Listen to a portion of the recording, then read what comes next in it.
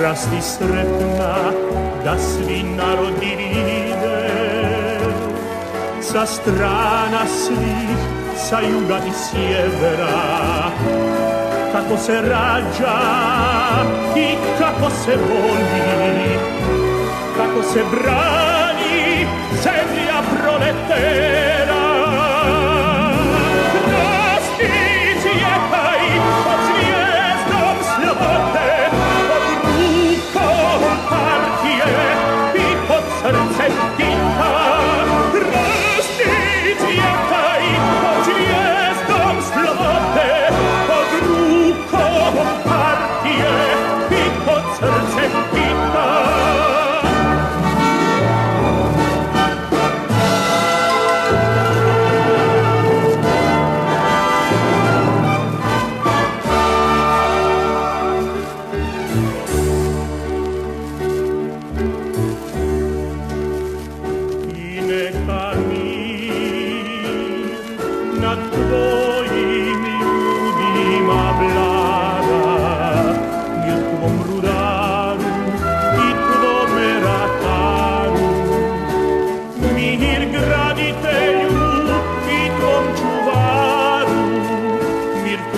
Sreći u vodi i u zraku, u pjesmi strojeva i u sjaju žita. Rasti i cvjetaj pod zvijezdom slobode, pod rukom partije i pod srcem Tita. Rasti i cvjetaj pod zvijezdom slobode,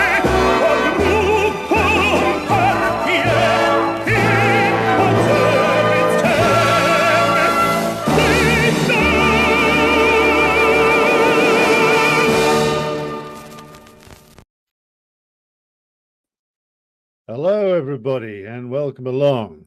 It is the afternoon of the 27th of April, 2024, and I have returned from my break in the wilds of northern Wales for a live stream today in which we will catch up with various different things that have happened across the course of the last 7 days.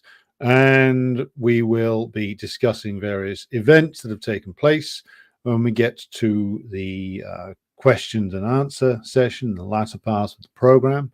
So we will begin, as is our custom, by greeting those who are in the chat so far. So we have Dr. Ahmed, who joins us from Egypt.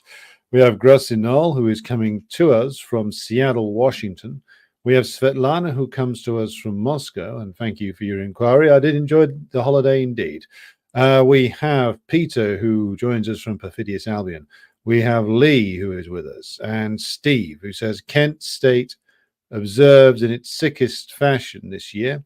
Death throes of a dying liberalism, dangerous and revealing. Indeed, and we will come on to discuss the university campus protests in the United States just later on in the program. And moving on with the greetings, we say hello to Irish Partisan, who says, I'm going to try and pronounce this, but I'm going to mangle the pronunciation of at least the first word. Vishem Privyet iz Minska. I'm going to guess that that's hello from Minsk. And hello back to you, Irish Partisan. Good to have you with us. Boyo says, Mao needs a tash. No, Mao needed no mustache. He had a style all of his own. Not a pacifist. He's joining us from South Carolina in the United States. And we have Rob and Beans joining us from the wrong side of the Pennines, but, comrades forgive each other, our geographical eccentricities.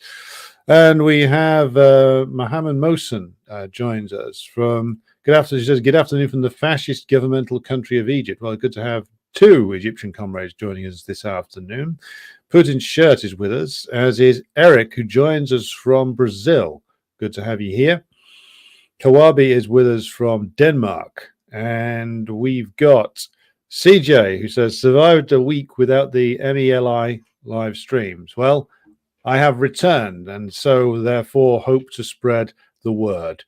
And C. Bolt joins us. Good afternoon to you. Putin's shirt says, can you recommend materials on the history of Stalin and the Baltic states post-World War II? Are you looking specifically for stuff on the Baltic states? Because I can't recommend a specific book on the Baltic states. I can recommend, as an introduction to the Baltic states, the podcast that the Twitter account, the guy that runs the Twitter account called Isco Lat appeared on. If you look for the podcast Actually Existing Socialism, the documentary on Latvia and the Baltic states, the episode, I should say, 2 episodes that they did on how the Baltic states came to be part of the Soviet Union in the first place, which was via a workers' uprising and the institution of a popular front government, which then applied, in Latvia's case, applied to join the USSR and engage in a mutual defense pact. So what's actually happened in the Baltic states was the overthrow. Certainly this is the case in Latvia. And the episode of AES with Isco Lat goes into the more details. But there were working class rebellions at the end of the 30s, which overthrew the pro-fascist governments there. And that's why those countries ended up in the USSR. They ended up there because the working class rose up and demanded that they enter the USSR. And of course, all the history that we hear about from the Baltic reactionaries since 1991, and arguably before then, is how the Baltic states were horribly suppressed. But as Isco Lat points out in his episodes on this, the Baltic states advanced materially and culturally in great strides all the way through their period when they were in the USSR, and then collapsed back into backward places being run by parasites, pro-fascist parasites after 1991. The trajectory is obvious. Just look at the birth rates. Right wingers always go on about birth rates. They're obsessed with them, sometimes for decent reasons, but they always get the wrong reasons as to why birth rates collapse. Look at what happened in the Baltic states and look at the collapse of the birth rates. It tracks exactly with the final collapse of socialism. Although I should say the collapse of socialism of that era. In terms of the reading on Stalin, I mean, you've heard me make these recommendations before. The Domenico Lacerdo book released History and Critique of a Black Legend. The Ludo Martins book, which is called Another View of Stalin, and all of the works of Grover Thurber, starting with Khrushchev Lied, will stand you in good stead with regard to any arguments you may want to have. Also, from a non-Marxist-Leninist point of view, from the point of view of a sympathizer with Trotskyism, It's the work of Isaac Deutscher in his biography of Stalin is quite interesting because he's forced to make a lot of admissions as to the success of the USSR in the Stalin period. Otis, good to have you with us from the Democratic People's Republic of Newcastle upon Tyne. And Boyo asks, is that me singing before I come on air? Well, that would be giving away too many secrets, wouldn't it, Boyo? I refuse to name my artistic pursuits. Lino, good afternoon. Marius joins us. Davey is with us. And we have HSD joining us from Australia. We have HM joining us, presuming from Brighton. And Jeremy is here, and he's coming to us from Brooklyn. Okay. Marius Partisan is typing at me in Cyrillic again. I'm going to have another go. I'm going to have another go at pronouncing this. I'm probably going to screw it up because I can never tell what letter the middle one is. Moladej Alex. I've probably screwed that up. I know that that's my name. My reading of it is coming on, but I'm not there yet. Good evening to Banana Bender, who's joining us from surprisingly cold Queensland. Kobe Mop says, isn't it funny how efforts are being made to ban TikTok, but not Twitter, which is currently being overrun by neo-Nazis, of whom Elon Musk has been boosting? Well, the Nazis are being boosted for very deliberate reasons. This is quite clear. They are always boosted. I mean, let's go back to the pre-social media era and look at that. In terms of the bourgeoisie boosting actual full-on Nazis. So if we go back all the way to 2001 to about 2004 to 5, so that's before even the early iteration of Facebook, when the only social media that was around was like message boards, of which I was once a member of the Urban 75 message board, if anybody out there remembers that. So in that period, 23 years ago now, the BNP, the British National Party, was the biggest, or they were the biggest single openly fascist organization. This is a suspicion. I have no proof of this, just in case his lawyers are watching, that Nick Griffin has what you might call a long-term and interesting relationship with the British state. Just the same way that the artist now known as Tommy Robinson, real name Stephen Lennon, also, I think, has an interesting relationship with the British state, the same way that loyalist paramilitaries had an interesting relationship with the British state. If he wants to sue me, we'll see who wins out of the discovery process. But the point I'm making is that you're making the point about Elon Musk or the Twitter algorithm boosting neo-Nazis. Yeah, they probably are, for the same reason that the bourgeois press back 20 years ago, in the very early or the earlier internet period when there was no social media, deliberately promoted the BNP. I mean, they did so on the basis of, oh my God, look at these horrific people. Look, here's 10 pages about how horrific they are. Have you seen how horrific they are? Have we told you how horrific they are? Look how horrific they are. Look at these dreadful bastards. Page after page after page after page. And this was a comparatively small organization, no more than a few thousand in actual membership terms, but they were given in the period 2001 to around about 2008-9, relentlessly blanket coverage every time Nick Griffin uttered a sentence, culminating with his appearance on the BBC's Question Time program, which back then was still watched by, well, at least over 1 million people on most Thursday evenings back then. And again, like the number of MEPs that they had at one stage, members of the European Parliament, was 2. So that was less than even a pathetic organization like the Greens had. The number of members that they had was relatively small. The number of councillors they had was a handful, but they were absolutely relentlessly promoted by the bourgeois press. Why? Well, I would say that there is, of course, we have to always state that there is never one reason for the ruling class, or indeed any class, doing anything.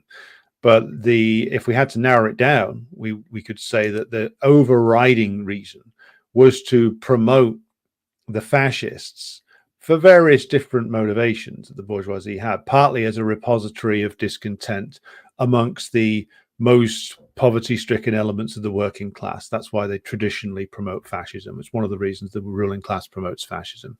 Secondly, because it helps reinforce what's now a long-term message of the ruling class in Britain, that the only alternatives are those which everybody or huge numbers of people would always find distasteful.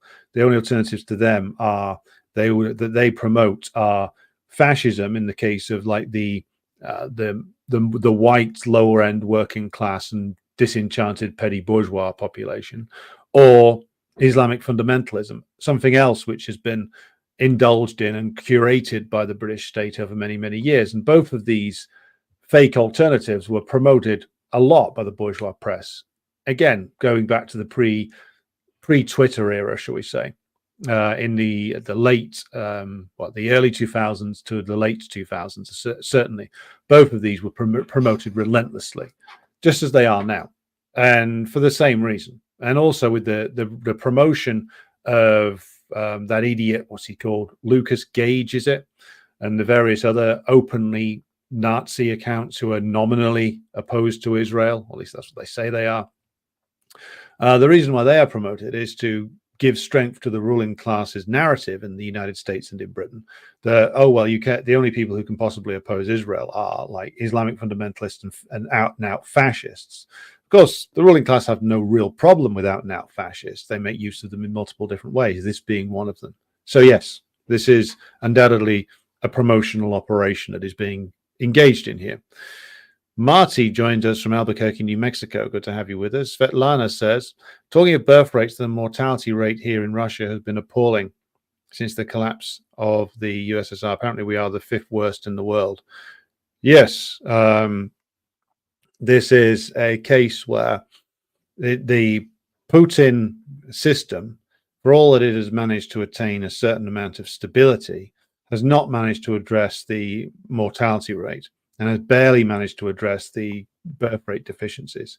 So this is something that we always need to remind ourselves of as communists, because even though, of course, we support the actions of Russia in starting the special military operation and defending the Russian nation against the predations of the US imperialist bloc, we must never fool ourselves as to the deep flaws and often reactionary nature of the Putin system. Never make an icon out of him or the system that he heads up.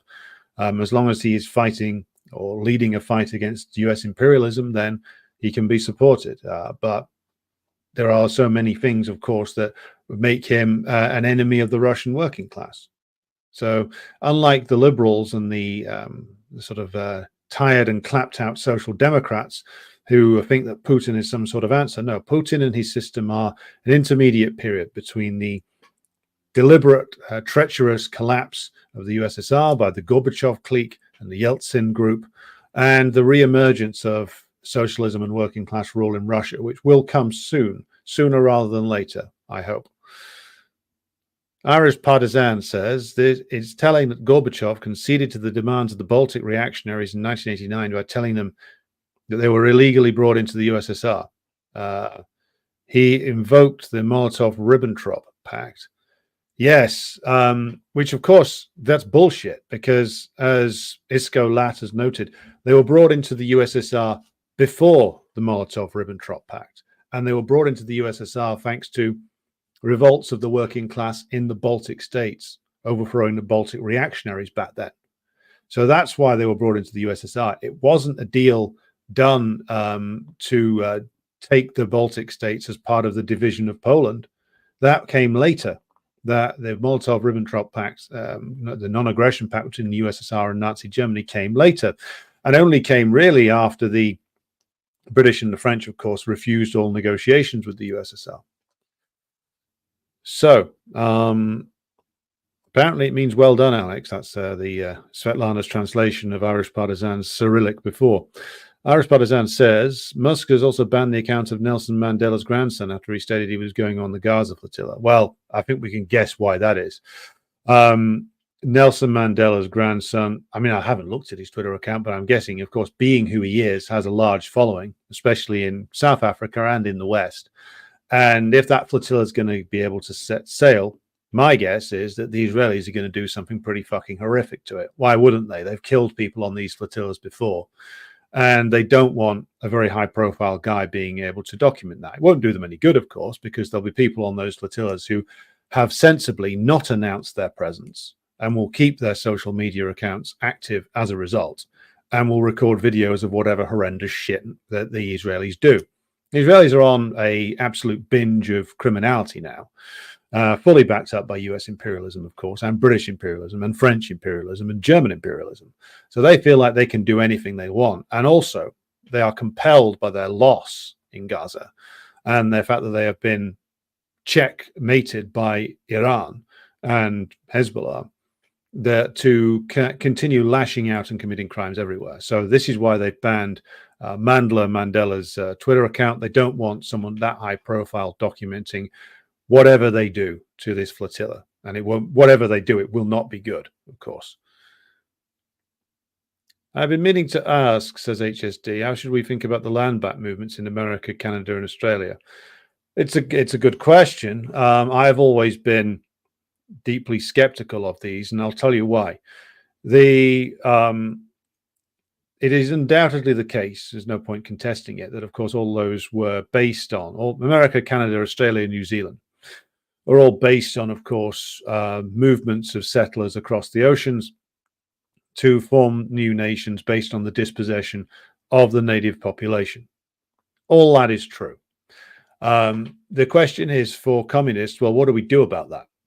As Lenin noted as early as 1916, even with all the contradictions and repressions towards the black American population in the USA, there was, by the end of the 19th century, a coherent American national consciousness which had been created. The native population had, unfortunately for them, been marginalized and pushed into reservations, and of course subjected to the horrendous deprivations of poverty and immiseration. So the question is, and this is of course true of the Aboriginal population of Australia, in some cases, such as in Tasmania, they were either wiped out completely or came very close to being wiped out. Canada, similar situation to the United States. So the question is, what do we do as communists? What is the way forward here? Well, if you're looking at this situation and thinking, well, okay, well, what does land back actually mean in a situation where the native population is now, thanks to harsh living conditions and horrendous things being done to them, been pushed into tiny pockets of land where they are a minority in the land that their ancestors once were the masters of. So the question is, well, what do you do about that?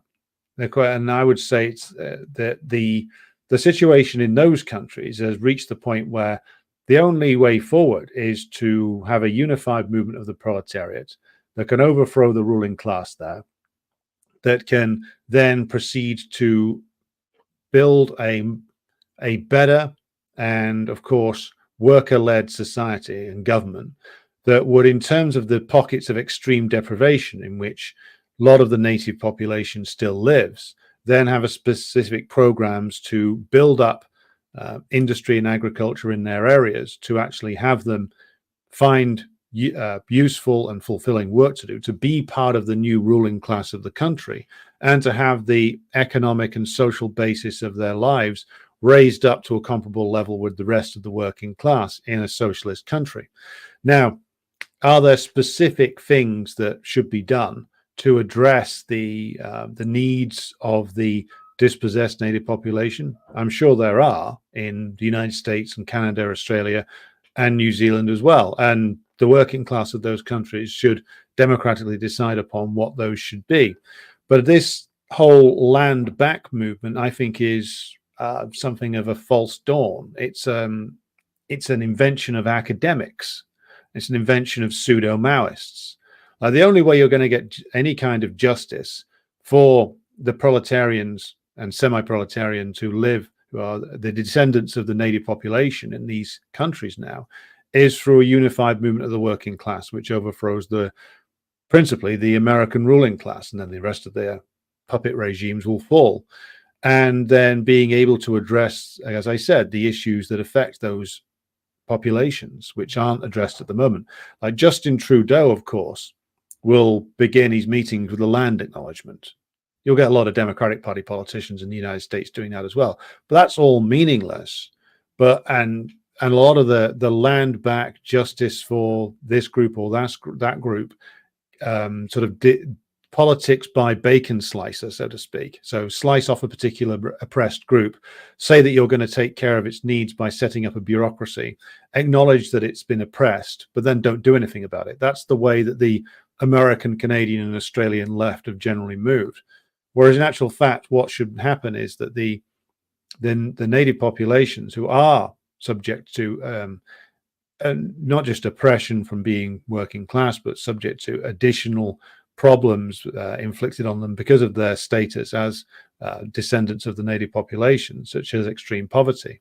But it should be said also, of course, there are capitalists in the native American population now. So for the working class and the lumpenized population, yeah, joining in a revolutionary movement, being able to actually address the historic injustices that have genuinely been inflicted upon them.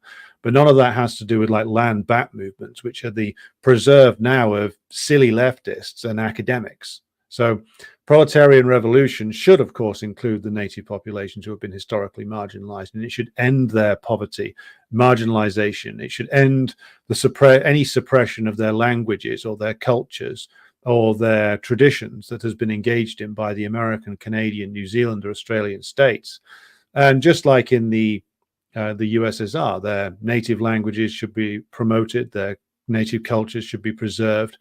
Their children should be able to have schooling both in the national language and in their local language as well, so that all of those aspects of their culture and traditions can be respected and preserved and promoted in a way that helps to build a more harmonious proletarian ruled nation. Again, we have examples of this. We have examples of what has been done, what was done in the USSR, what has been done in China. These things can be addressed without giving into the silly obsessions of academic pseudo-Maoists. AJ Williamson says, for fascists, all publicity is good publicity. That's true. We have, I'm going to try and read this. Bolshevik, I think is what you called there, mate. Good morning from rainy Denver, Colorado. Good to have you with us. Inquiring Mind says, Marxism is implicated in current issues such as the transgender debate. How? I don't get it. Well, I would say, okay, this is going to, I will need to do a full program on this at some point, but to answer Inquiring Mind's point, what's happened is that a bunch of, again, academic pseudo-Marxists, mainly though they're postmodernists who might have been like Trotskyites or something in their youth, adopted gender ideology and promoted it, sometimes using like pseudo-revolutionary language. There's also like the Trotskyite groups, such as in Britain, the Socialist Workers' Party and the Alliance of White Liberals, the AWL. They're actually called the Alliance for Workers' Liberty. But some of the Trotskyite groups associated themselves with this. But as my party, the CPG-BML, has always pointed out, and this was the subject of a recently released pamphlet written by my comrade Jyoti Brar, we have always pointed out that this is an anti-Marxist, anti-proletarian pile of garbage. And when I come to do the live stream on the cast review, we can see just how damaging that this has been to children and just how many crimes have been committed here. So this is it's an association which has been made by fraudulent, borderline criminal academics, by opportunistic and possibly state-influenced Trotskyite organizations. It has nothing to do with Marxist-Leninism, no matter how many times the pseudo-radical, again, the mutterers of mutilated Maoism might insist that it does, but again, it's nothing to do with scientific socialism, which is what we're here to spread the knowledge of and spread awareness of the method of, and hopefully teach something about. It's everything to do with faded 60s radicalism, the complete failure that was the so-called sexual revolution, the rabid individualism, which is what a lot of these 60s radicals collapsed into, Trotskyite opportunists, and deliberate promotion by the state and association of it with Marxism to poison the minds of workers against Marxism. Because if the workers discovered Marxist-Leninism and learned its method, then the rule of the ruling class wouldn't last too long. So they have to associate Marxism with all these rabid, individualistic, reactionary fads. And that's been going on for a very long time. But I think I will get to a full explanation of the answer to your query, inquiring mind, later this week. So let's just take a quick look at the calendar now. So pencil into your diary, actually this time next week, Saturday the 4th of May, for the stream on the caste review and the transgender issue and the various things associated with it. Kobe Mop says, Lucas Gage claimed they're finishing off Ukrainians to replace them in Israel. Yes, I've heard something along those lines before. Nick Griffin's appearance on Question Time backfired. Yes, that's true. Good afternoon to Red Star Betty, who joins us. AJ Williamson says, so much for Elon Musk's commitment to free speech. It's not a commitment. It's a marketing scheme. Just like everything that Elon Musk does is a marketing scheme. The reality of Elon Musk is that he is a Pentagon contractor and a man who is has been a skilled investor, in that he's invested in things at around about the right time. But a lot of his wealth is dependent upon contracts from the state. So I know he has a lot of fanboys out there, but he's not the genius tech guy that he portrays himself as being. He's a tech hobbyist who's aligned himself with various different technology breakthroughs. As like I said, he's potentially a skilled investor and a skilled marketer, but there's the idea that he was ever anything other than a state-linked man who has made a lot of money through connections with American imperialism, and the idea that he was ever going to be committed to genuine free speech is a joke. He jumped on board this a while ago, like 2 years ago or so, and decided that he was going to buy Twitter, and then basically just has just been marketing for like the new version of the Republican Party ever since then, which is of course a part of the Republican Party, which is of course absolutely dedicated to the defense of the US's colony in the Middle East in the form of Israel, but is occasionally raises questions about Ukraine. But as we will see when we come to discuss Trump's role, goes along with all the things that matter about Ukraine. Where are we now? Marius says, Landback is a scam. It's a psyop designed to destroy working class solidarity. No one can ever explain what Landback actually means, and when they do, it's utopian gibberish, and that's correct. Kobe says, Landback is just a backdoor for more land grabs from private entities. Land reforms will take place initiating a socialist state, and that's correct as well. Putin's shirt says, Putin isn't just fighting a war versus imperialism. Russia's been the lead on forming the multipolar world for decades. Russia's Primakov formed RIC, Strategic Triangle, later evolved into the BRICS. Well, Primakov was an interesting figure, a reactionary, an anti-communist, a long-time pro-capitalist presence in the USSR. But he was, to be fair in our descriptions here, he wasn't an out-and-out comprador. He favored a transition to capitalism with a strong state, not the wholesale destruction of the Yeltsin period, which is why Yeltsin got rid of him as prime minister.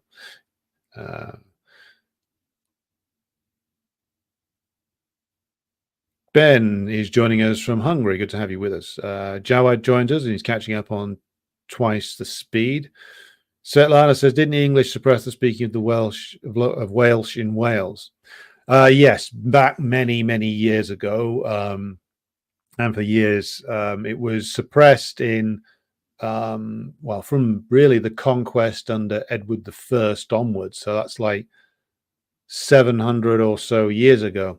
It was suppressed basically in order to make Wales essentially part of England, hence why the heir to the throne is traditionally given the title Prince of Wales. It's basically a warm-up job to become king of the whole system, monarch of the whole system.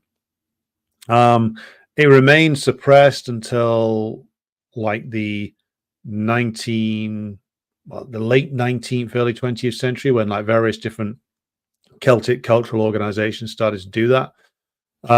As to why they suppressed it, yeah, it was a desire to stamp out Welsh culture. That was something that was done in the medieval period and lasted all the way to the modern period.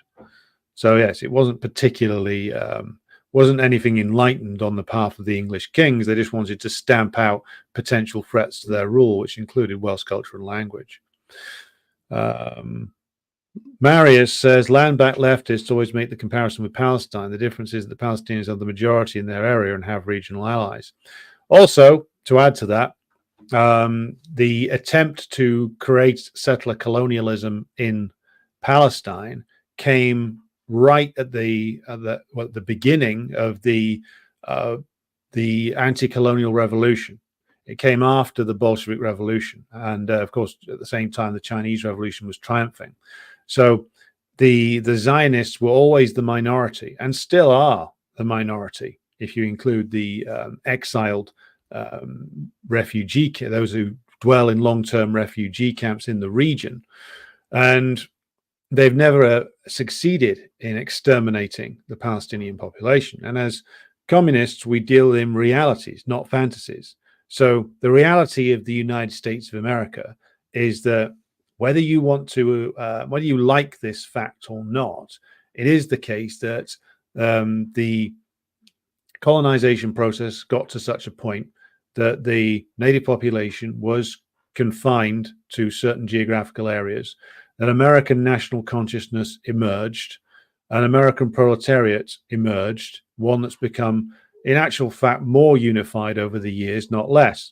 So these fantasies that the leftists have, and the sort of what I will call the pseudo-Maoists have, of like breaking up the United States, of like taking it down to like small state level or like micro level states or something like that.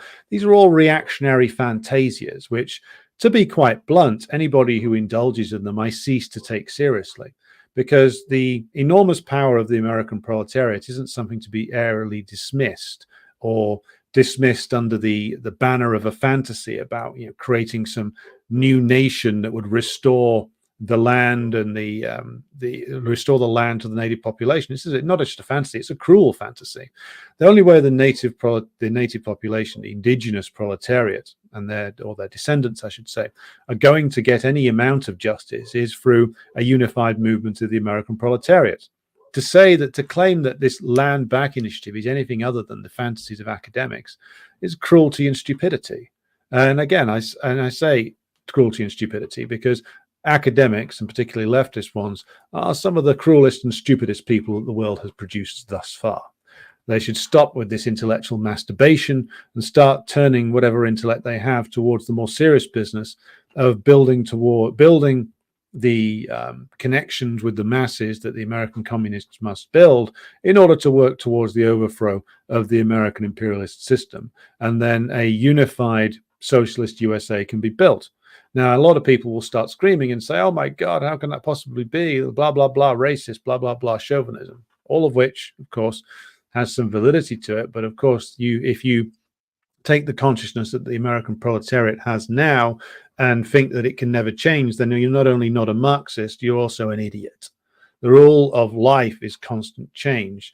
The analysis provided by scientific socialism helps us to understand how changes in the material life of the masses translate into changes in consciousness, and how the Communist Party should be organized in the best fashion possible in order to make interventions as consciousness changes under the weight of material decay in the life of the American proletariat, and draw the American proletariat into mass action so that its vanguard at least can reach communist conclusions, not sit around talking about your feelings all day, or how much you hate American workers, or how much you hate Christopher Columbus, or something like that.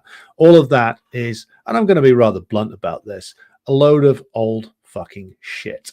And you need to put down the Gerald Horne, and you need to go back and start reading Marx, Engels, Lenin, Stalin, and Mao again, all of whom, by the way, understood very clearly, and especially Lenin, Stalin, and Mao, that when the American proletariat moved into action, they will represent a great new era in the bringing to an end of capitalism, and an American socialist revolution, and American workers' state would have enormous potential to genuinely uplift those lives which have been stunted by the poverty that does afflict indigenous communities, but which will only be solved by a revolution led by the American proletariat, or more specifically led by its communist vanguard, into a new era of workers' rule in America, in all of the Americas. And that will be the shattering blow which kills imperialism. If not for good, then it will severely set it back to and then of course we have to go through the long process of making sure it is stamped out. But that's the way forward. Anybody who's trying to sell you anything else is not interested in revolution. They're interested in having a nice chat around coffee in the common room. Right, where are we now? Frankfurt School, intersectionalism, trans LGBTQIA liberation. It really is a straight arrow, used both domestically and in US foreign policy. That's true. Eric says Instagram has 37 new pronouns for the English language. Wow. This is truly the era of the useless innovation. Kobe says, ID poll is pure opportunism, narcissism. The rad libs should stop roping in their BS with Marxism. Well, that's their job. Irish Partisan asks, what is your view on the US German-sponsored Srebrenica UN genocide resolution wants to be used as a geopolitical football against Serbia and Bosnian Serbs? I think the answer's in your question, Irish Partisan. Look, it's the reason why they would dig this up now is to basically use it as a tool against the Serb government and the Bosnian Serb government, as you say. They hope to use this to ratchet up the pressure on Vučić so that he agrees to NATO and EU membership. That's what they want. Bring Serbia completely under their control. I don't trust Vučić for a second, and I don't think a lot of Serbs do either. He's a slippery character and a rather weak character. I think that the only thing that stops him completely surrendering to the US imperialists is the pressure that he feels from the masses in Serbia itself, who would probably hang him from the nearest lamppost if they thought he was going to join NATO. But this will be used as a tool to try and extract more concessions from Vučić to try and destabilize his rule and the rule of Milorad Dodik in what's known as Republika Srpska.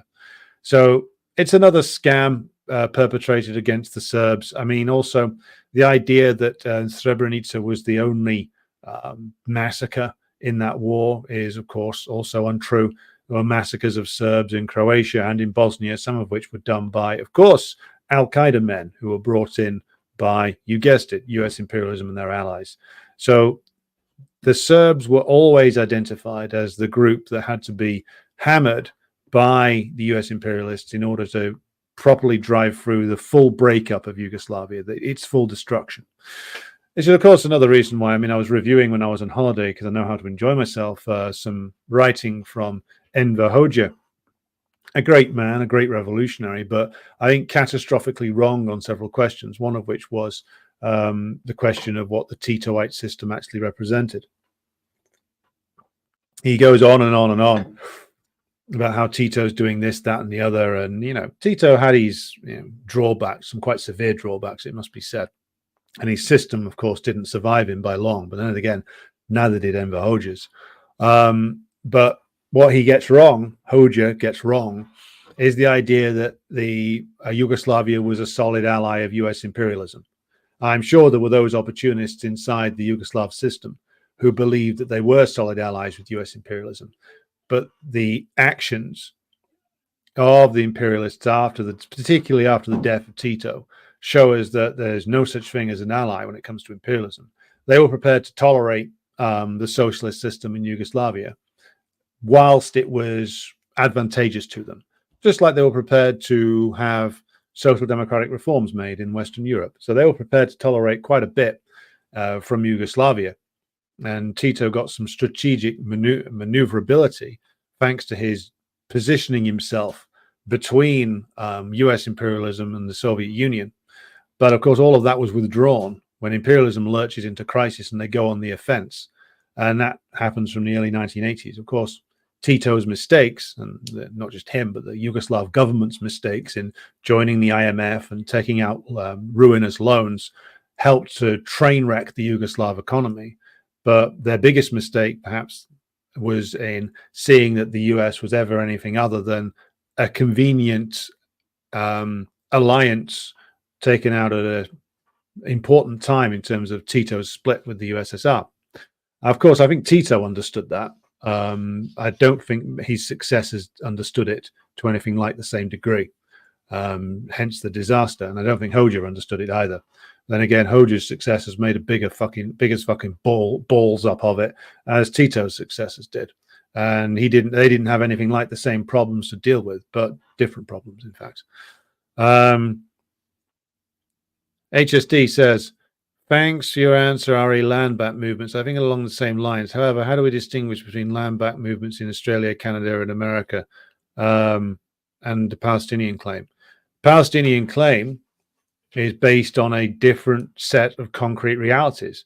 The Palestinians are the majority in that land.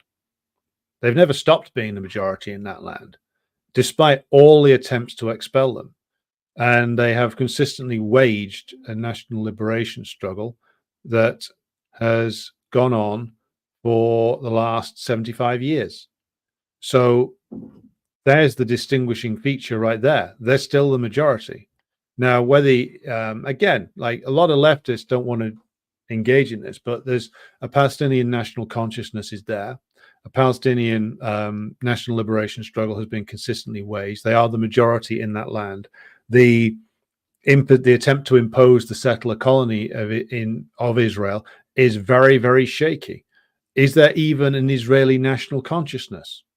It's an interesting question. I think there's a case to be made there isn't, given how many of these people hold alternative passports. Now, one thing you had to say about those who went to Australia, New Zealand, Canada, and the United States is that for the overwhelming majority of them didn't turn back. Many of them couldn't go back. Their lives back in their home countries were either destroyed or had been dismantled and left behind. For many of these scumbags who live in Israel right now, they've got 2 and sometimes 3 passports. So there's many different elements to this, but the concrete reality is as I have outlined, trying to apply the analysis that we put onto the Palestinian national liberation struggle, onto like the struggles of what are oppressed minorities or oppressed minority sections of the proletariat of Australia, America, Canada, and New Zealand. Trying to apply it onto there just simply doesn't work because the conditions are different. Again, a scientific socialist analysis will push you to actually diagnose these societies and the class composition of them accurately, not engage in wishful thinking or fan fiction, which is what a lot of this landback leftism actually is. It's creative writing exercises. It's fantasies. It's nothing to do with the actual concrete realities on the ground, because a lot of these people are academics and pathetic romantics who don't like dealing with actual realities on the ground. Eric says, society identifies me as a non-billionaire. Have you tried identifying as a billionaire? We might as well give it a shot. Kobe says, China's electric vehicles are beating Tesla. Yes, hence Elon's whinging. Irish Partisan says, I see Ian Miles Chong, the champion of free speech, from his gaming chair in Kuala Lumpur, has attempted to smear the pro-Palestine protests as all being sponsored by Soros. Yeah, and this is what he'll do, and I can guess at what he'll do. He'll find some people who are prominent on social media and who are part of the protest, who have had something to do with one of the many different channels of money that the Open Society Foundation does throw around. Does any of that invalidate the supporting of the Palestinian cause? No, it does not. And it's why also, by the way, that where the role of Soros and his role in US imperialism needs to be thoroughly exposed, because he does throw a lot of money around, and a lot of it has ended up with, in the form of scholarships and grants, with people who identify as being some sort of leftist. So we've got to analyze this properly in terms of what Soros really represents and what he supports. He's not an independent entity.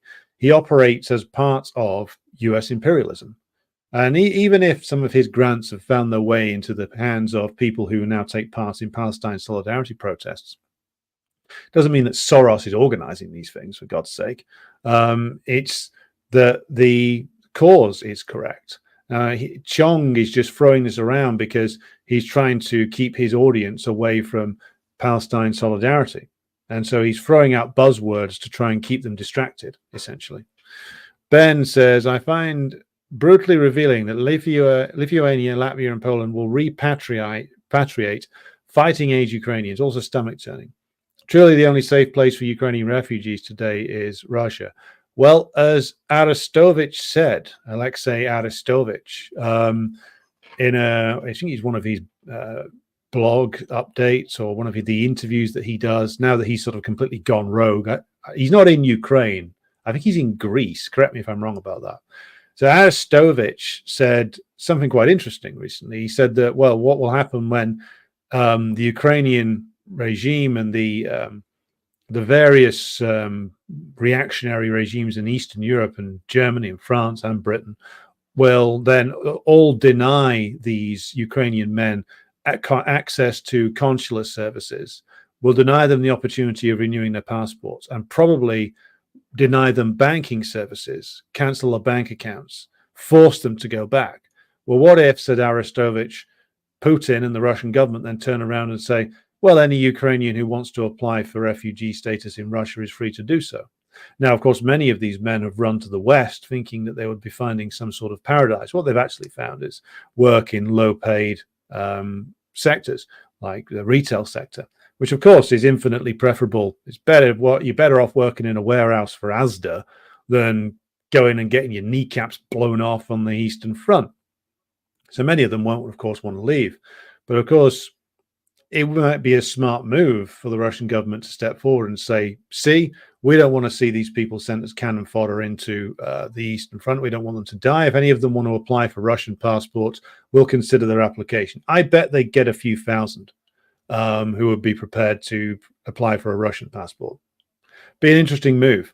Arestovich is fairly switched on when it comes to certain things. Other things, he's as dumb as a post. But it was an interesting comment by him. Putin's shirt says Russia might even announce at the October BRICS summit a new mechanism for international trade without the US dollar.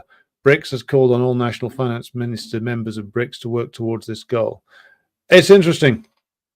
I don't know if they'd be able to do it that quickly, but they're certainly going towards that. And there's speculation that some of the reason why Blinken's been in China in the last week, pissing and moaning about various different things, is that he's trying to find reasons to sanction Chinese banks and trying to make the putting together of an alternative international trade system, as Putin's shirt says, trying to stop that becoming a reality. Trump has also, of course, walked into this and said that we're going to put sanctions. We're going to put sanctions on anybody who doesn't use the dollar. In his usual style, which of course will only speed up the process of people not using the dollar. The more that you get hammered by the United States, the more it's revealed that the dollar is something which is not independent at all, or not just a free trade currency. It's something which is completely controlled, centrally controlled by the US government, and it will be weaponized against you, or could be weaponized against you at any point. Then more and more people are just going to leave. They're going to try and deal in both, which is what it's not his idea. I'm sure it's come from like maybe Peter Navarro or something like that. The idea being that we'll punish you if you go off the dollar. But of course, for more and more countries, of course, doing business with China, it'll be more and more. And if they make it harder to use the dollar, they're not going to stop doing business with China. They're just going to stop using the dollar. So Trump's maneuver might slow it down a little bit, but also I don't think it'll even do that. I think it'll actually speed up the de-dollarization. Whether they'll be ready to launch it in October this year, I'd be interested to see if they do that. Whether it's ready to go by October or whether it's just being announced by October, well, let's see how that develops. But certainly, if the flow of history is in that direction now, they can't stop it. It'll be interesting to see whether the Saudis go for that. They might, given how things are going. Battle Cossack says the student protests in Argentina, although impressive in number, lacked organization. Yes. We should come back to Argentina later this week, actually. There's a lot going on there that needs to be talked about. Irish Partisan says the British authorities did the same to the Irish language. Starting in the 18th century, they used the Roman Catholic Church to do this by setting up the Public Schools Act of 1830, and then there was the famine. Yes. A famine and population exodus from which Ireland has never recovered. And the British wonder why they're still despised across Ireland. It's quite something to halve the population of a country, have it never recover, and then try and make excuses for it 180 years later. Still trying to make excuses for it 180 years later. I was very gratified to see, by the way, that the twat of a TV historian I grew up watching, a certain Mr. Simon Sharma, I'm sure he's Sir Simon Sharma by now, who made one of the most disgraceful episodes of TV history I've ever seen, where he's talking about the famines in Ireland and the famines in India in the 19th century. And he's continually making excuses for Trevelyan, one of the administrators in Ireland, whose policies worsened the famine, by saying, "Oh, he was a principled liberal. He didn't want all these people to die." And of course, Simon Sharma is now on Twitter lambasting Naomi Klein, of all people, as a Hamas Stalinist for saying that Zionism has to be given up. So this is this is the TV historian that we grew up with. Of course, he disguised himself as a sort of he didn't disguise himself. He is something of a leftist. He likes his Walter Benjamin quotes. He loves his George Orwell quotes, of course. But that's the reality of these people. Brutish imperial functionaries. And when they're put under pressure, the real face comes out. Battle Cossack says about the Argentine protest, it was a therapy session. Woke protests are nothing but therapy for angry teens. It can often go that way.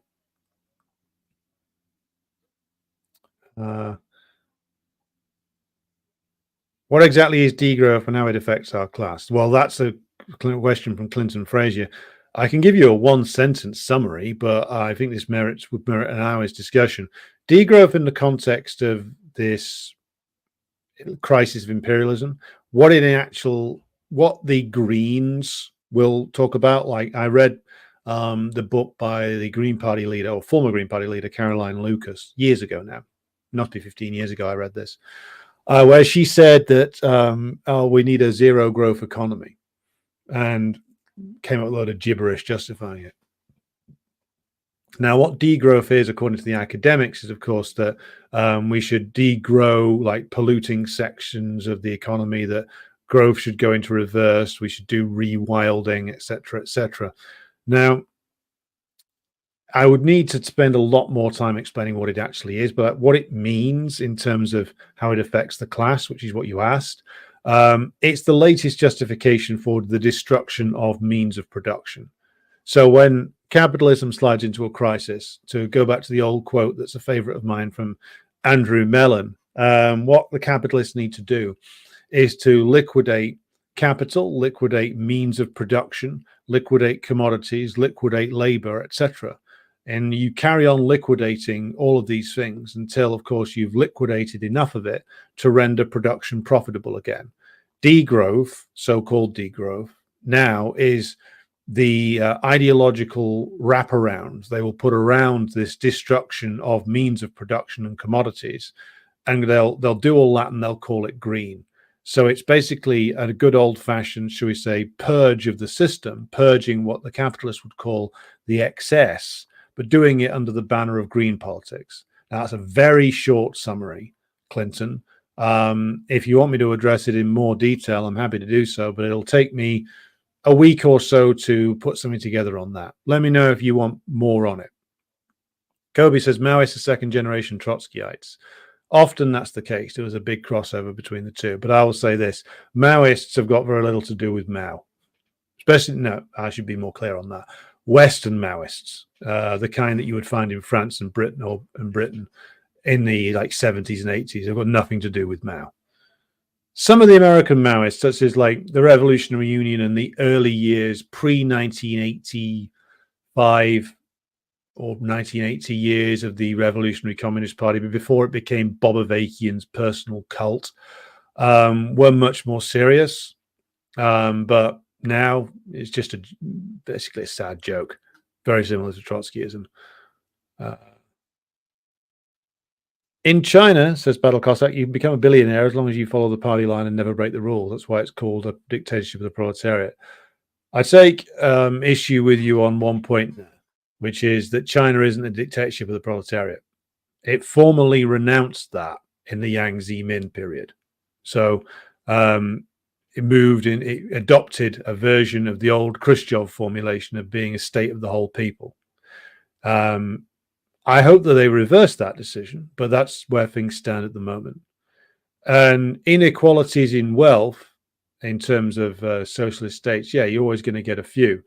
But then that's why there needs to be a dictatorship of the proletariat that's real, and why there needs to be a constant struggle to stop power accumulating along with privilege in these systems where bourgeois right persists and where wealth inequality persists. And you're always going to get inequalities. It's just a matter of the fact that the working class rule is maintained and that privileges aren't hoarded by a bureaucracy, which is what happened in a lot of the socialist states.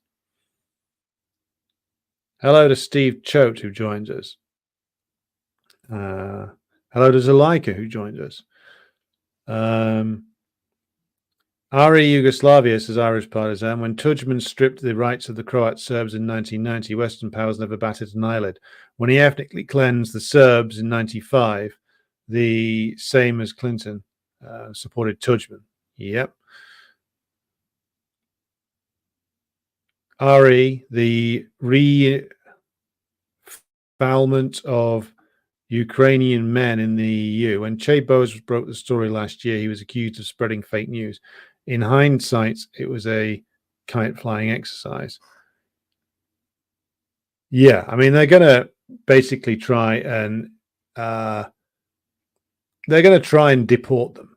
They're going to try and basically shove them out of all these countries into Ukraine. First of all, they'll try it by making life unlivable for them. Now, that is going to create something of a problem because some of the capitalists won't want to lose this labor force they've acquired via the refugee flow. But if the situation is that desperate in Ukraine, then the ruling class will, the elements of the ruling class that object to it will be overruled, and they'll try and deport them. They will create problems, though, because they've been here for enough time now for them to put down some roots. So we'll have to see if they're prepared to go full deportation crazy. They'll have a few problems, though, particularly in Britain. It'll start to create some real problems for the ruling class. And I think the war may end before they get that desperate. Putin's shirt says the bulk of Ukrainian refugees did flee to Russia. No Western media ever mentioned this. They pretend all Ukrainians hate Russia and went west. That's true. The bulk of Ukrainians, the overwhelming bulk of the refugees did go to Russia. I think it was over 2 million, I believe, went to Russia. So the more than to any other single country. I think the number which are in like Poland and Germany and the Baltic states combined is around about 800,000 to 1 million. I'm not clear on the exact number there. I would have to check it. Hello to Cobra Commander, who's joined us from Ohio. It's Ross joining us from Port Glasgow. Good to have you with us. Kobe says there's an Irish fascist that consistently defends Britain. I don't even want to bother mentioning him since he claims to espouse Irish nationalism. I think he's a British planter.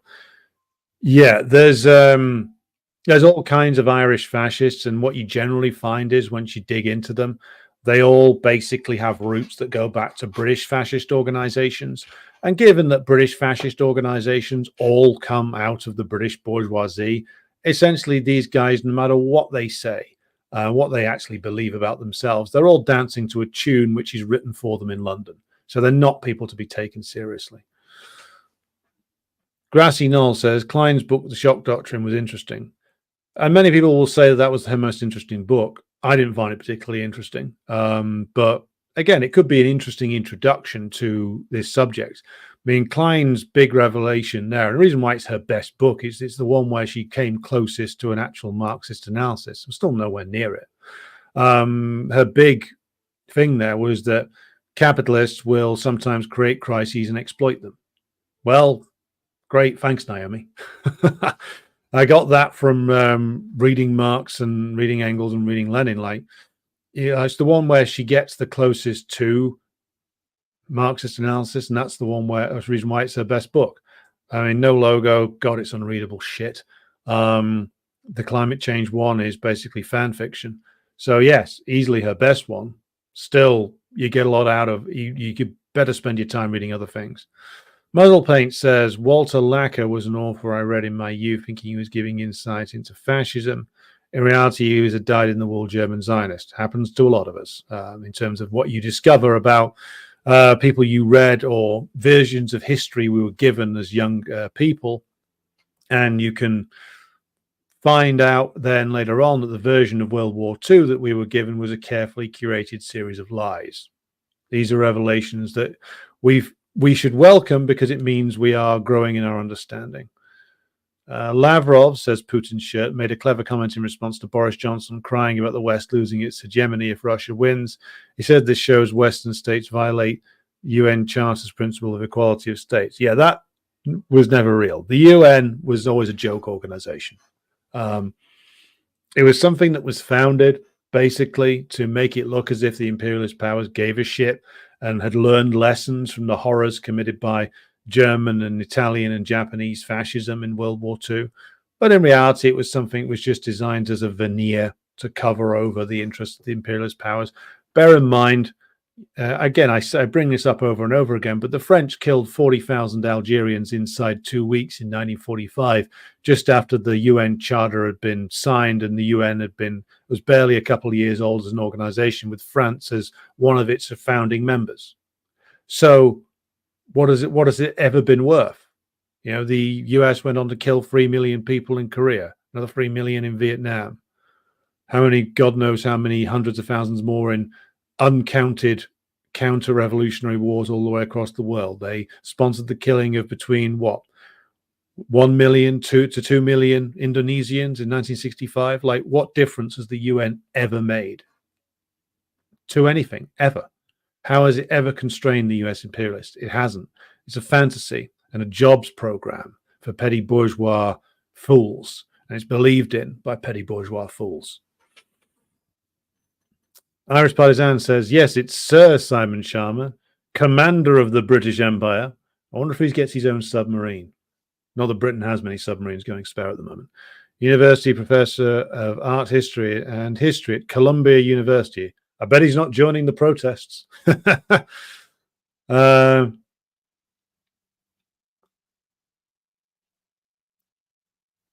If the Communist is from Cobra Commander, if the Communist Party has authority over the high and petty bourgeoisie, I still see that as a dictatorship of the proletariat.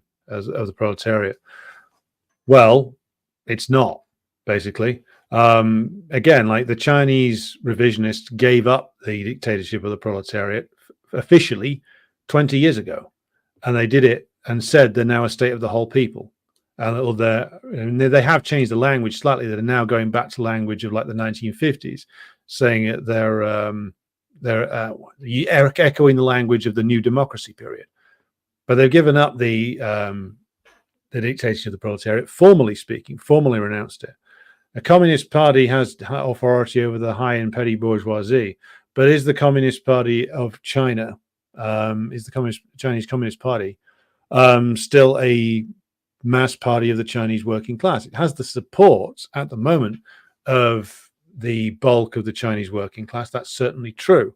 And it increasingly exerts authority over the bourgeoisie in China and is prepared to lock more of them up. But it is not a dictatorship of the proletariat, and we know it's not because they say it's not and also behave as if it's not. There is enormous money to be made in the PRC right now.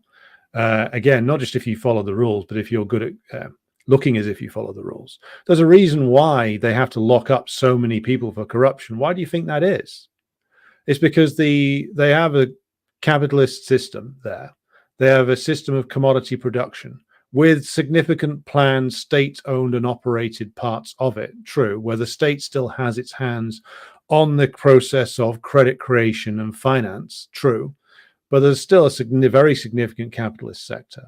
There's still the values that capitalist commodity production creates are growing all the time.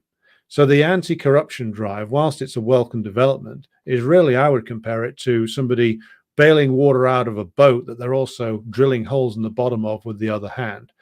The center, the cause of the corruption that the Chinese party is trying to clamp down upon and is sending a lot of people to prison, the cause of corruption is capitalist commodity production.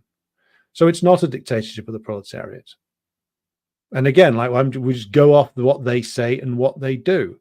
And it's not just the existence of billionaires. It's the fact that those billionaires are in the party and have a significant say in the party. They haven't been deprived of political rights. They have more political rights now than they had 50 years ago.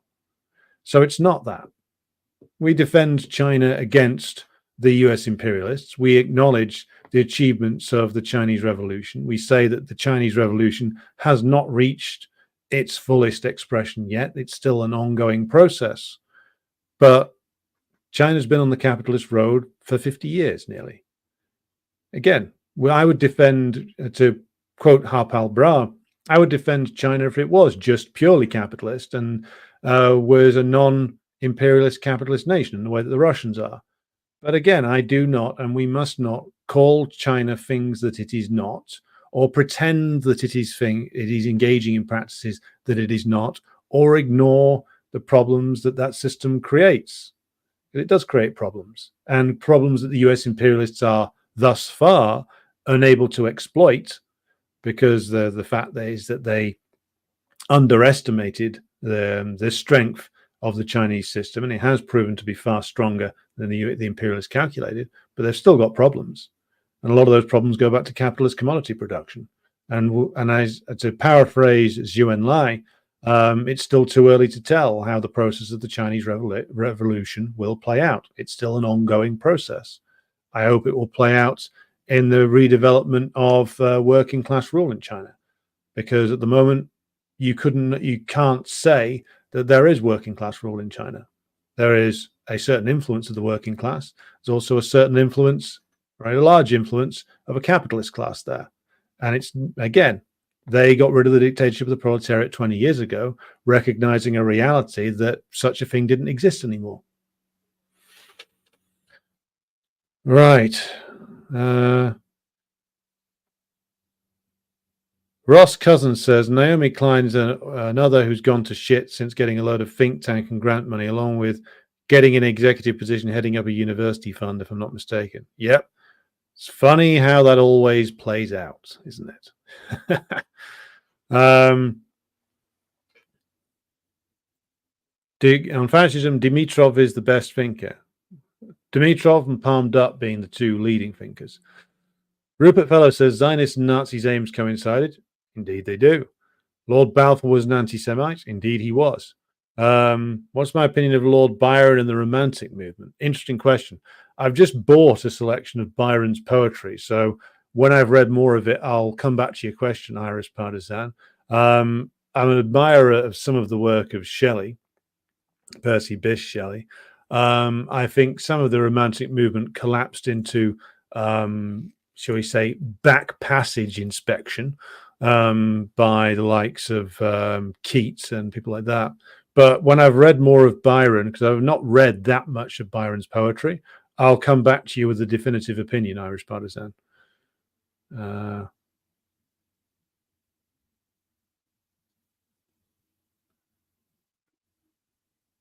Byron was big on Greek independence, says Rupert. I have been to Newstead Abbey many times. It's local to me.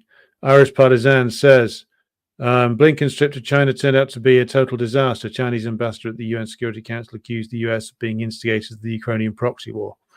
Xi couldn't wait to get rid of him. Well, I mean, who'd actually want to have a conversation with Antony Blinken? Seriously. I mean, why? The guy seems weird. You get uncomfortable being in the same building as him. Yeah, I mean, the US, I mean, we might as well talk a little bit about Blinken's trip to China. He went there thinking, well, I don't know what the hell he was thinking. He was basically going to turn up and say, you've got to stop being allied with the Russians, which, of course, is a strategically important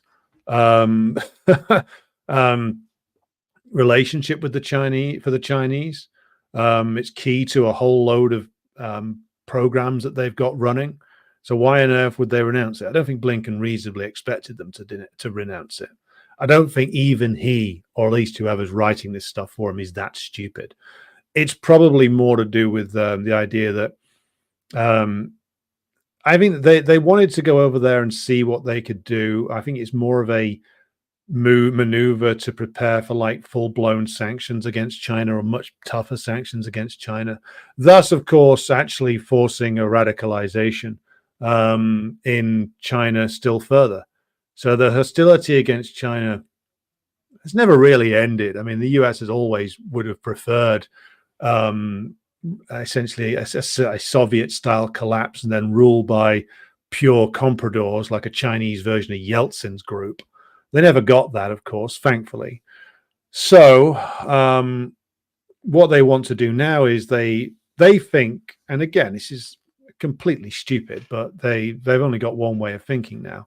They think that they can weaponize Taiwan, turn it into a crisis for the Chinese, and then basically make sure that Taiwan defeats or embarrasses China militarily, so that there's some sort of split inside the CPC, or that the state structure fractures, and then there's some sort of coup and that the Chinese system collapses. None of which will happen, by the way.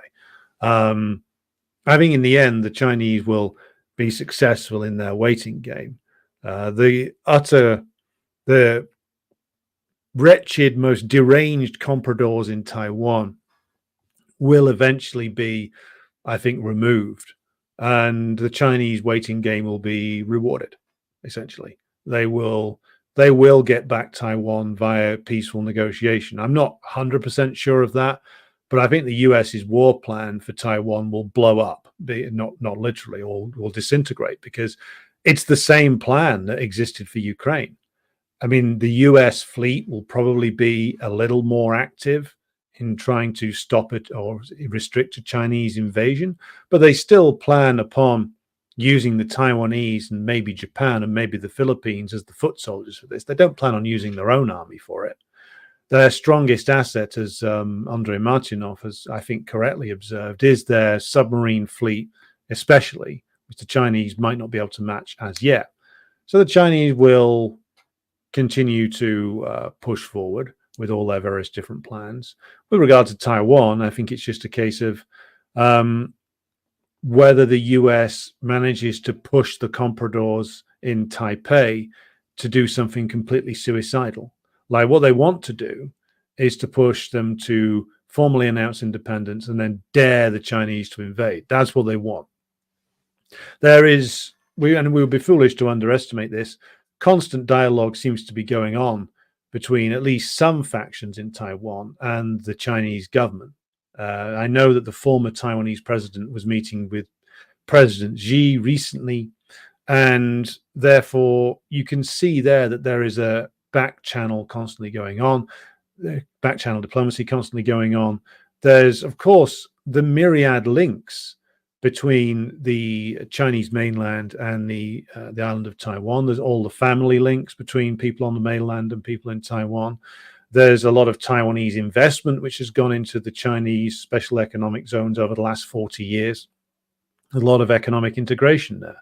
So it comes down to just how far the US can push the comprador clique in Taipei to go. What will prevail? The long-term interest.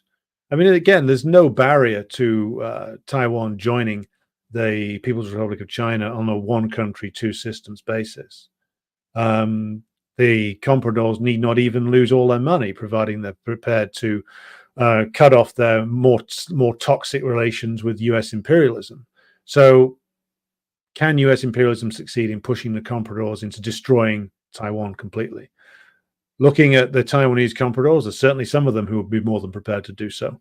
We can only hope, though, that the Chinese prevail and that the comprador clique in Taipei is pushed back, because I don't think anybody other than real lunatics inside Taiwan wants to be the new Zelensky for this particular war that they've got planned. But it's a war planned on the same cowardly basis that they planned the Ukraine war, almost completely outsourced.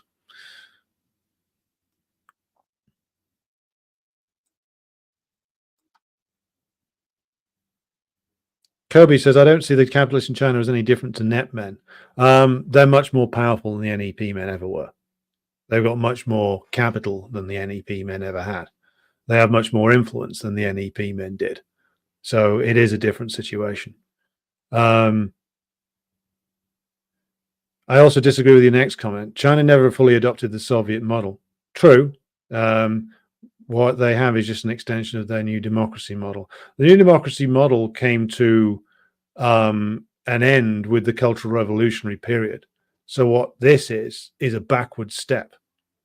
So they've gone back to the language of the new democracy and the People's Democratic Dictatorship period in this period now, because and this is why I insist that unlike what some Maoists say, the Chinese party isn't dead. It isn't like the Soviet party. There's different factions within it. And if you read Xi Jinping's work, which I encourage everybody to do, you can see in all of his statements that there's different lines being pushed at various different times. So you'll see a statement by Xi Jinping saying we need to radically overhaul, and this is consistent for the last 10 years, of him saying we need to overhaul the training for party cadre. We need to make sure that our understanding of Marxism, Leninism, Mao Zedong thought is more properly is more brought more properly into being a priority. We need to make sure we have the best and most dedicated people as cadre who are prepared to be self-sacrificing. You'll see all that kind of thing. So that's, and also the very instigation of the anti-corruption drive is in itself a kind of ongoing purge of the party and the state, all of which is a positive move. On the other hand, he'll be saying to address the more pro-capitalist wing that reform and opening up and is an unending process, and the speech is specifically entitled "Deepen Reform and Ending Up." It is an unending process, and you can see there that there's clearly at least two lines in the Chinese party. There's still the very pro-capitalist wing, which is getting weaker, I would say, partially thanks to the relentless hostility of US imperialism. I think the most open, naked compradors in China have largely been marginalized or locked up or eliminated in the last decade. I think that's a lot of what the anti-corruption drive was all about. It's why the Americans complain that a lot of their assets, intelligence assets inside the party and the state, disappeared or eliminated or were sent to prison 10 years ago. So they are making changes.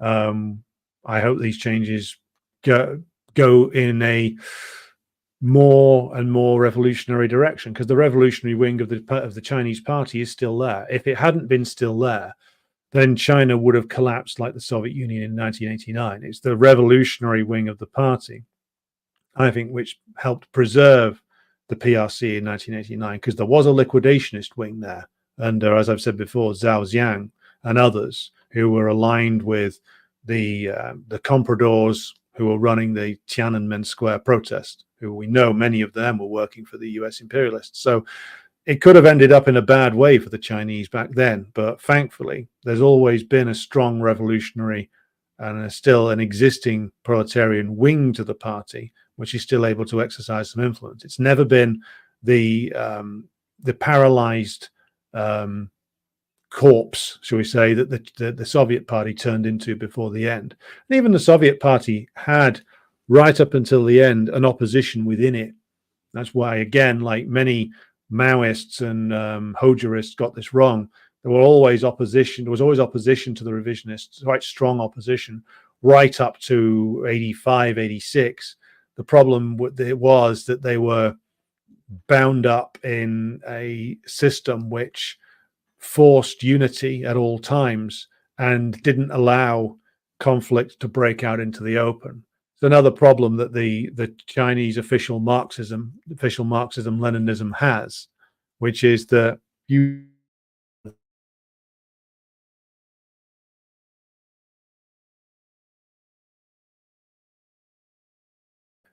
what it has is a lot in there that's interesting historical detail.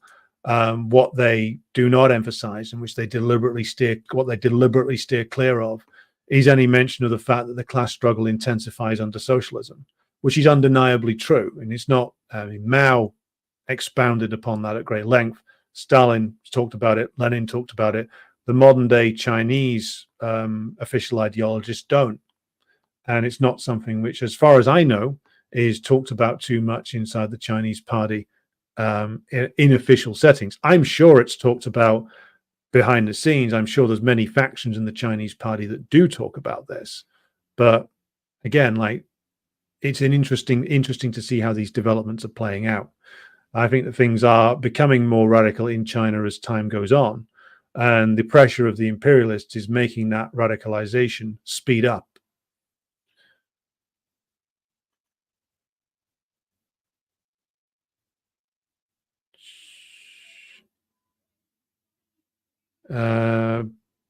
Ben says, the vector of change in Xi's China and Putin's Russia is the correct decision.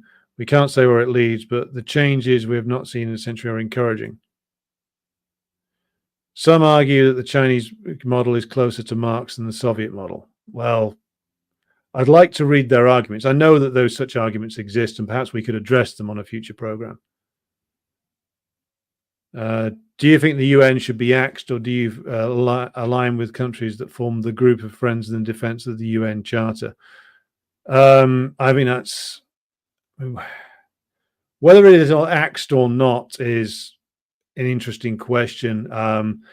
To be honest, I mean, I can understand why a country like Venezuela would like say that they want to defend the charter, because if the US had to abide by the actual words of the charter, it couldn't do any of the things that it engages in.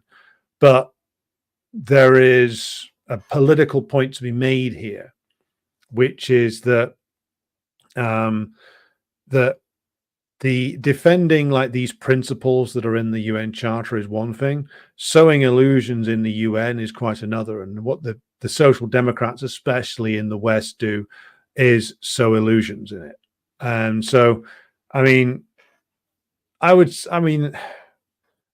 say that all these institutions under capitalism, in the imperialist period, are always going to be absolutely useless.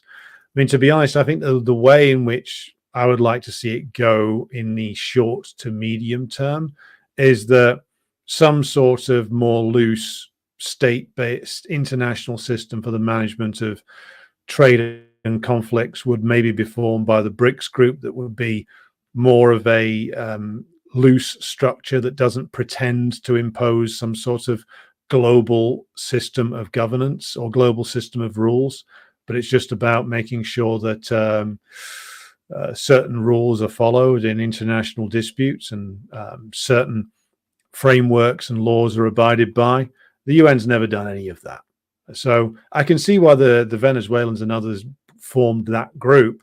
I would always be careful and explain to people, though, that you can't have the principles of the UN Charter actually implemented during the period of imperialism. US imperialism, British imperialism, French imperialism, are never going to abide by it. And this is one of the things that you see the official announcements from the Chinese Foreign Ministry.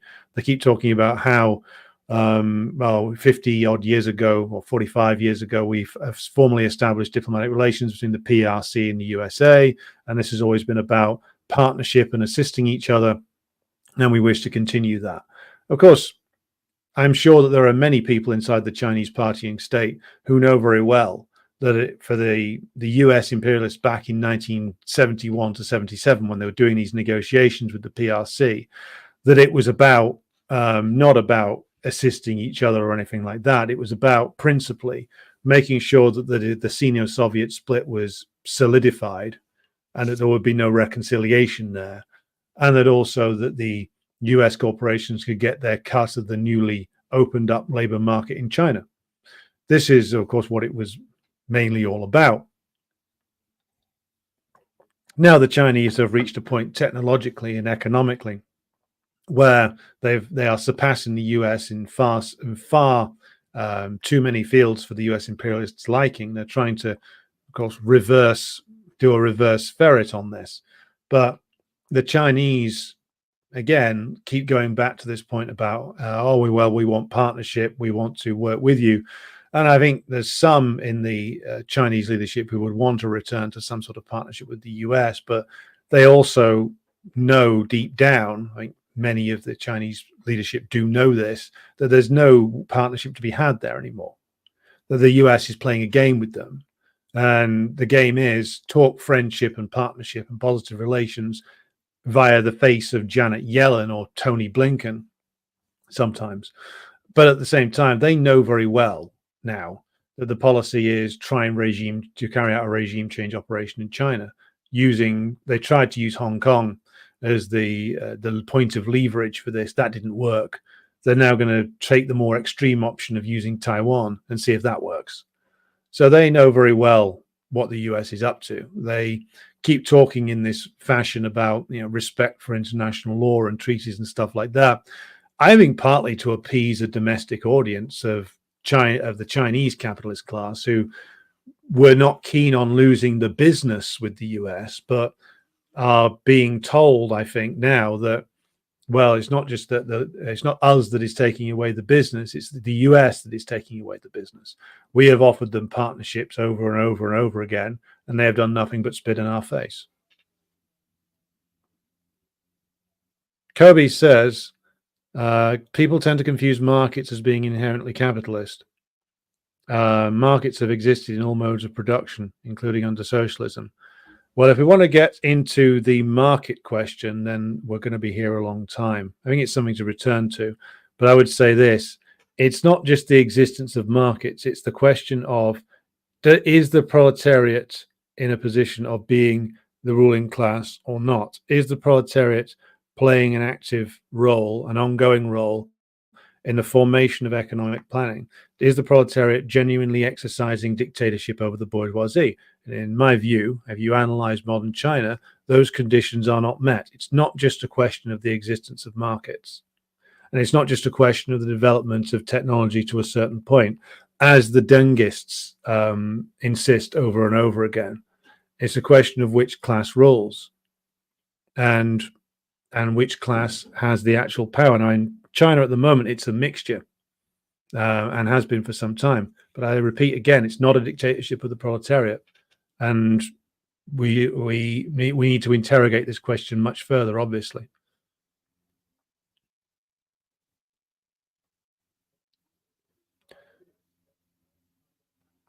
Right.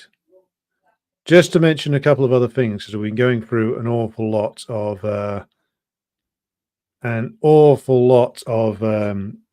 comments and Q&A, basically. So a couple of things I wanted to mention before drawing the program to a close at 4 was that, of course, the $64 billion man got his package through Congress, House of Representatives in the previous week, which is, of course, the package to principally fund Ukraine, but not exclusively fund Ukraine. So we've got various different things in this appropriations bill, which is, of course, called Biden said it was about world peace when he signed it. Perhaps he does still have a sense of humor after all. But so this was, of course, the collective spending that was going to go for Ukraine and Israel and Taiwan, to go back to the China conversation that we've just been talking about.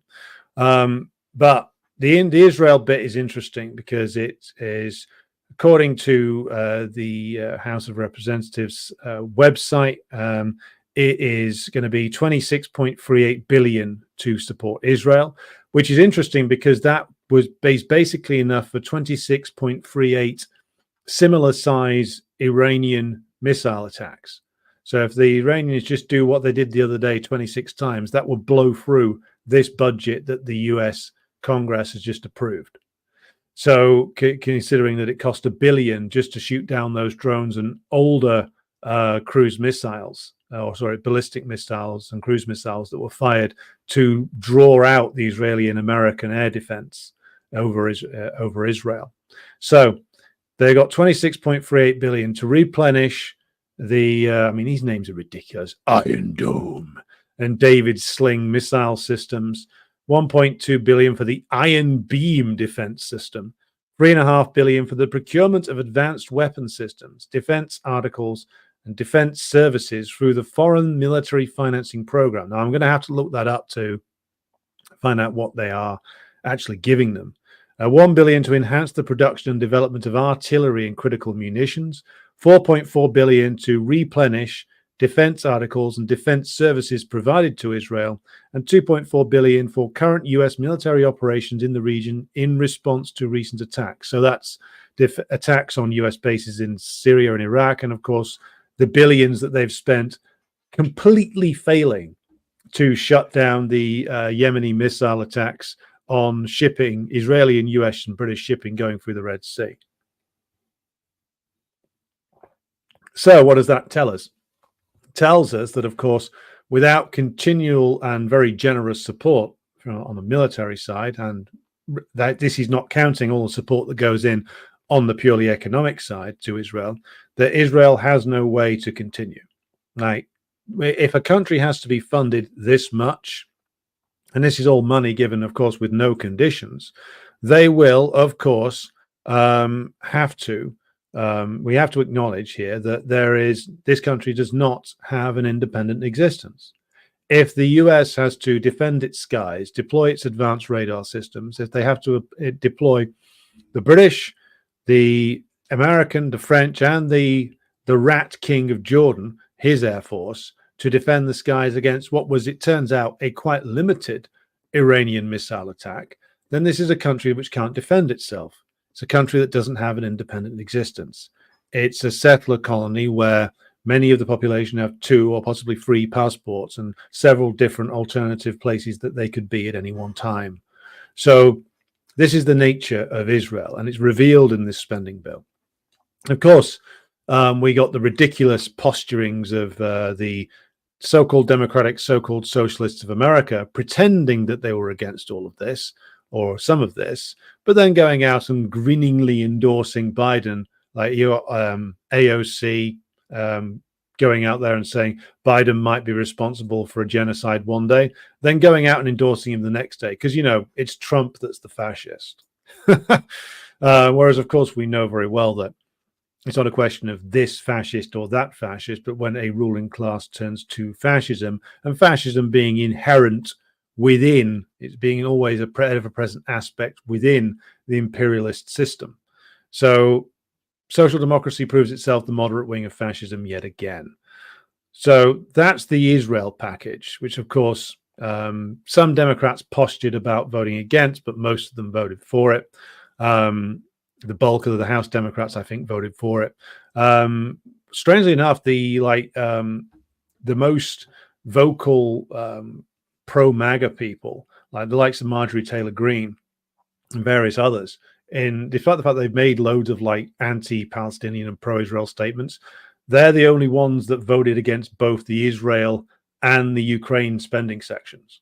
Strangely enough, they're much more than the DSA sponsored people did. And of course, you also got Ilhan Omar, who will turn up at a protest and again do some posturing and some gesturing about how awful Israel is, and then of course endorse Biden and of course repeat lies that were told by the Israelis in the aftermath of October the 7th about what actually took place there. So again, like when it comes to the protests at the universities, you got a lot of these people turning up there now, these various left Democrats. I'm sure that the students there, or at least some of the students there, know exactly what the game is here, because you don't need to be a genius to work this out.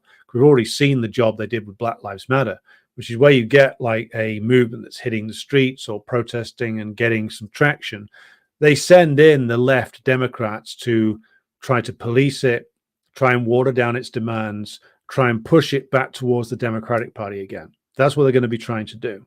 And if I were on one of these protests, what I would be doing is raising the demand and trying to popularize it amongst other students to say, look, if Cortez or Omar or Bowman or any of these other bozos from the squad or anybody from the DSA for that matter turns up, then the demands of these occupations, of these protests, should be put to them, which is they should be put on the spot in front of like as many students as they can assemble together as possible.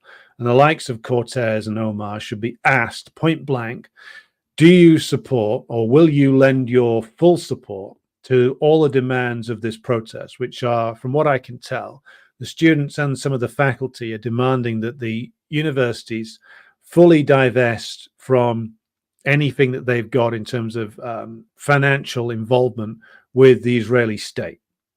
Will they divest themselves of all of that?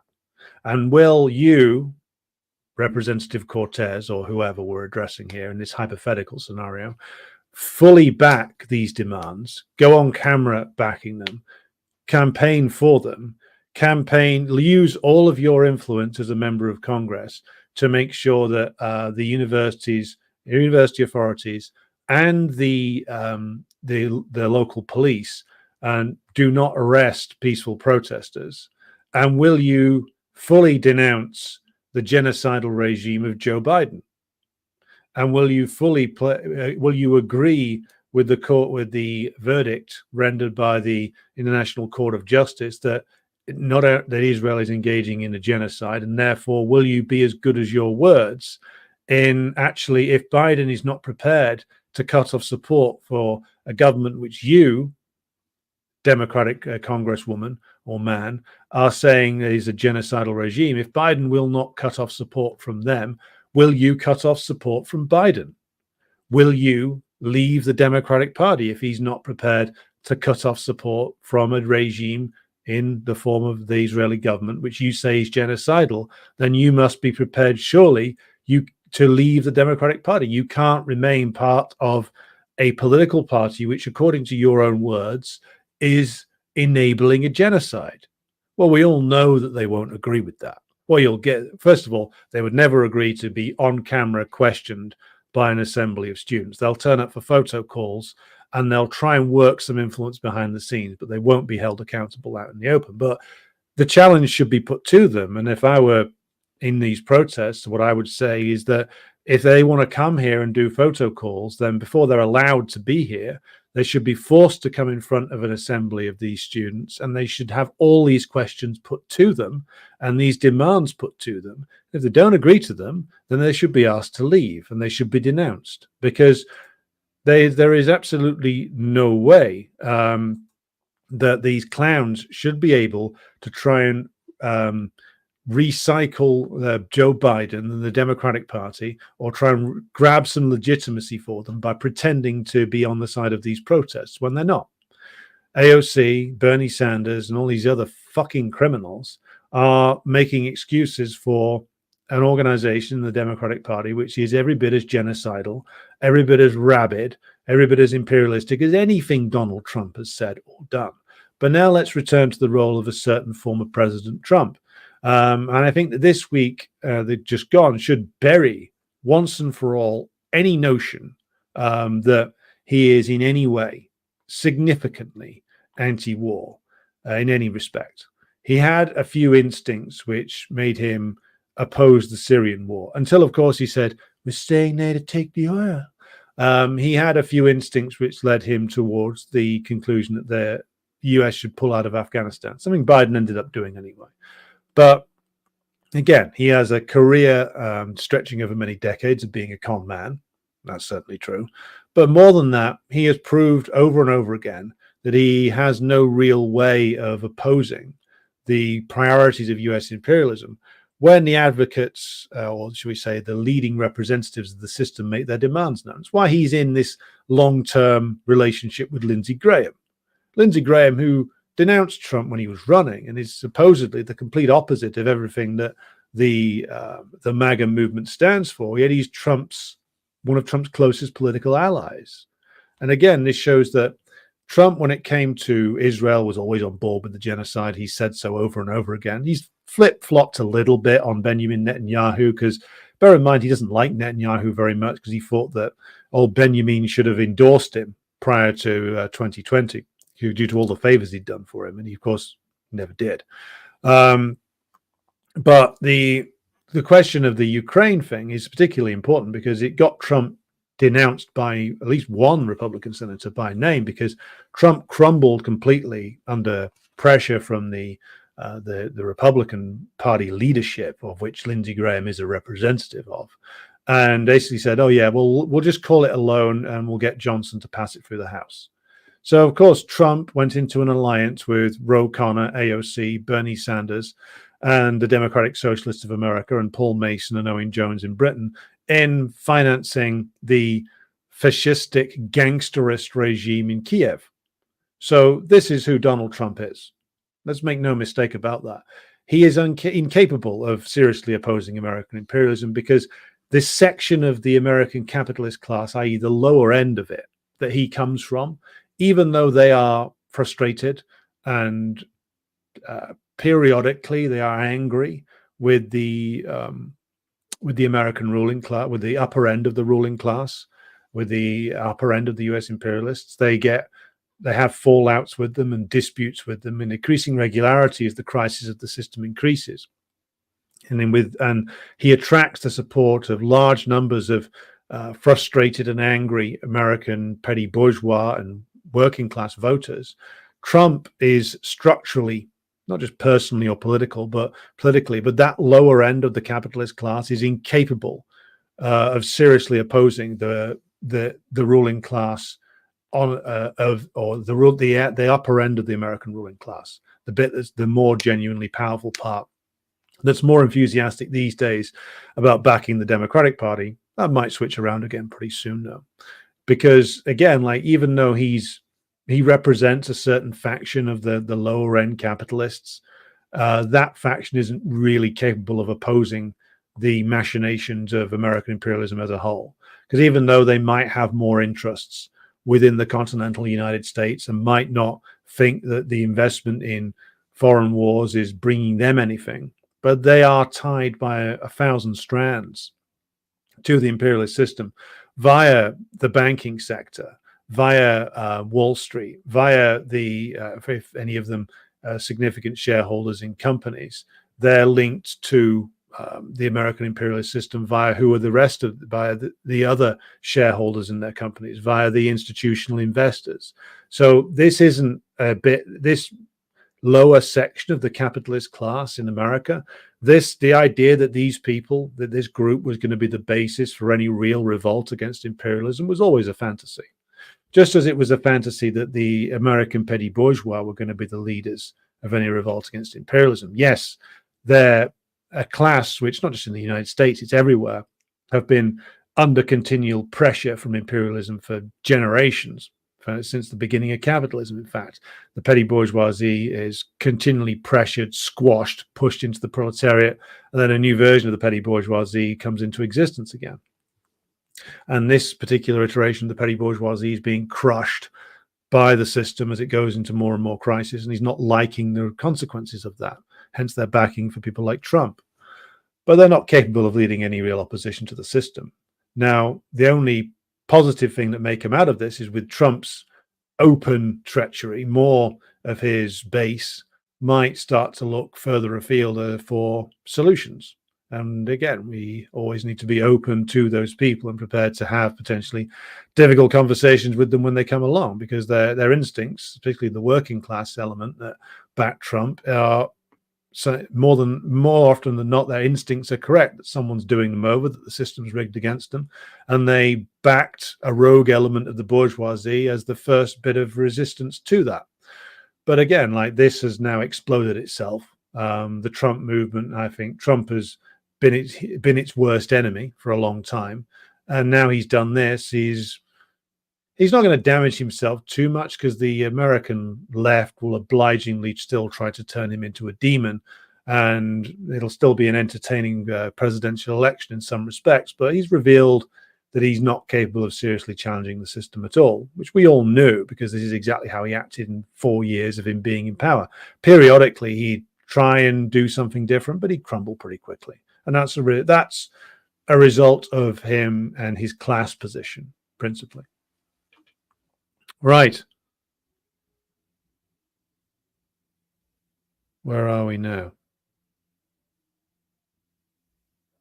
Andy Harris says, muzzle paint. My US House of Representatives representative voted against all three bills. He is a MAGA Trumpster. He was all about funding border and military security industrial complex. Yeah, like I said, it's not priorities that are particularly good in some respects, but in many respects, in terms of being pro-worker. But it's an interesting development. But also it shows that how this can't be turned into any kind of real opposition. Songs 4K says, BLM was bought up by foundation donors and turned into a lucrative franchise. Very lucrative if you were a BLM leader. Those people have got a lot of property in their portfolio now.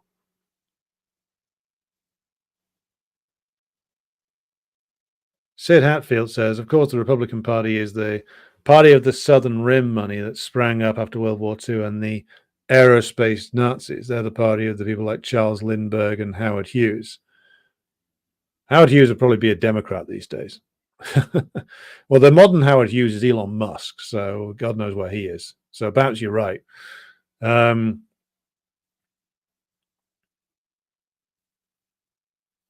Robert Richard says, Representative Nazi Pelosi and even Senator Patty Murray are pro-ceasefire now.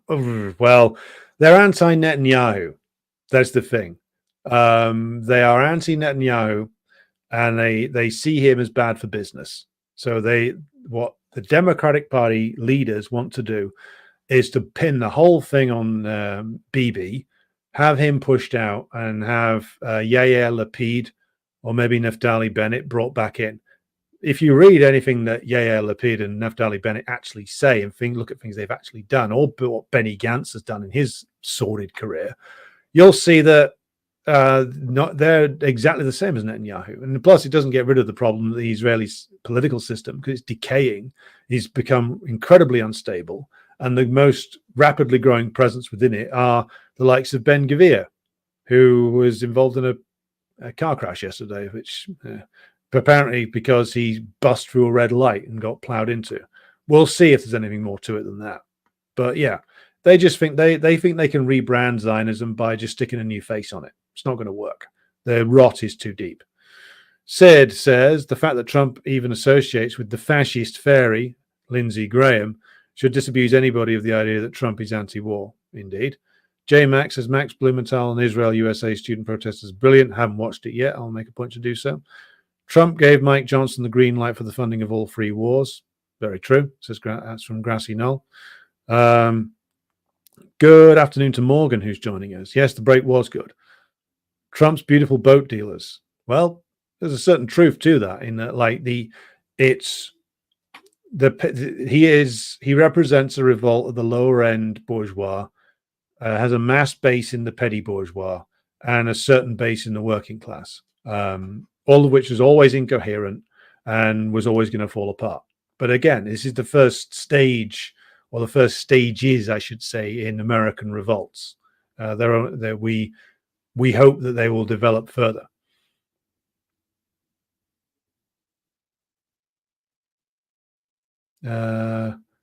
Trump, Make America Great Again is a brand, that's all. He even sells his own hats, banners, flags, T-shirts, coffee mugs, and beer cozies. Yeah, he's always been a branding guy.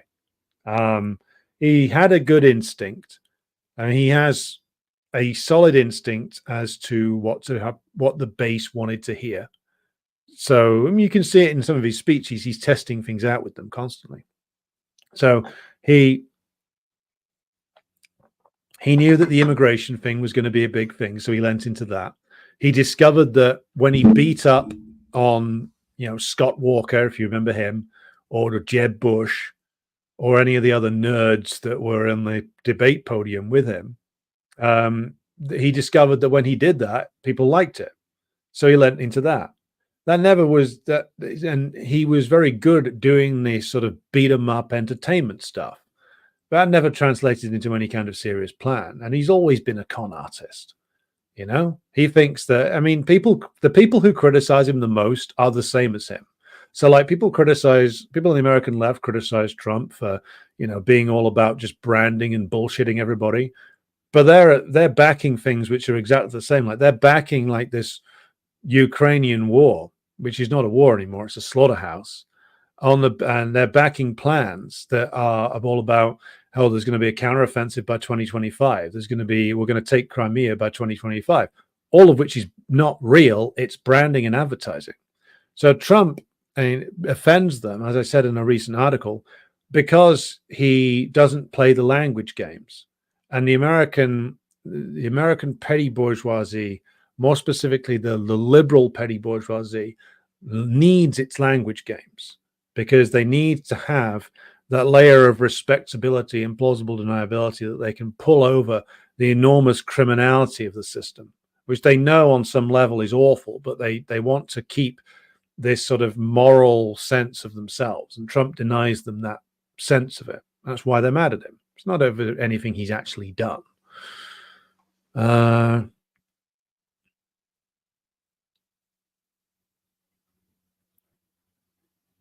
Any thoughts about Jill Stein? Asks Matt. Useless dead end campaign.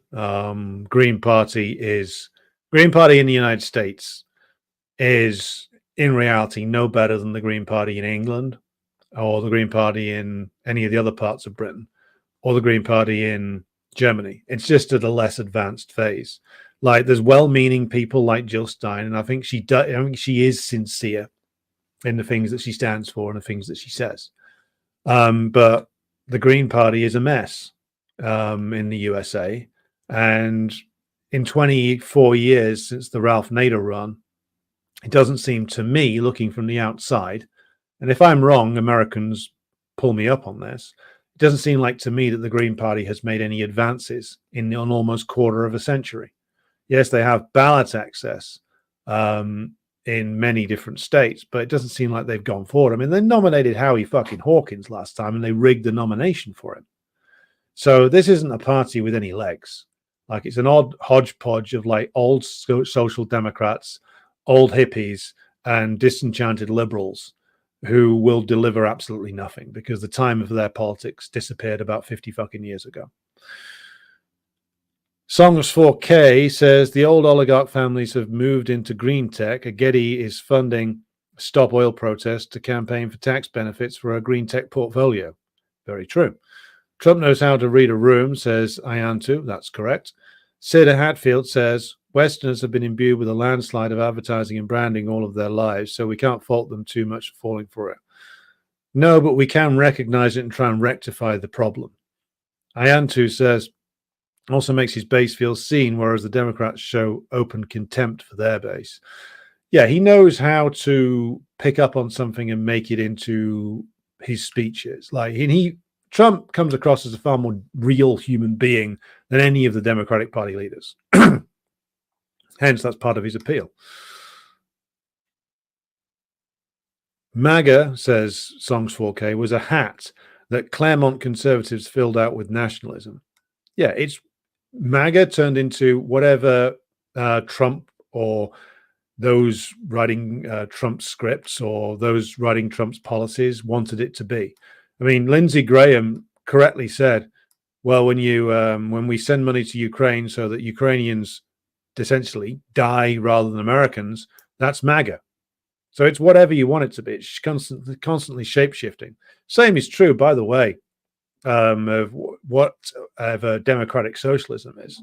Has anybody ever defined what it actually is? It seems to be whatever the Democratic Party needs to do in terms of branding on its left at any given time. And that's all. Again, like DSA and MAGA have a lot in common.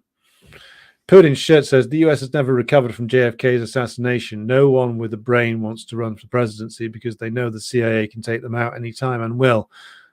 I would disagree with you there slightly.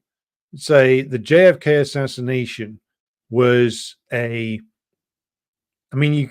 you could call it like the death of the American Republic. I mean, I know Oliver Stone and people like that have.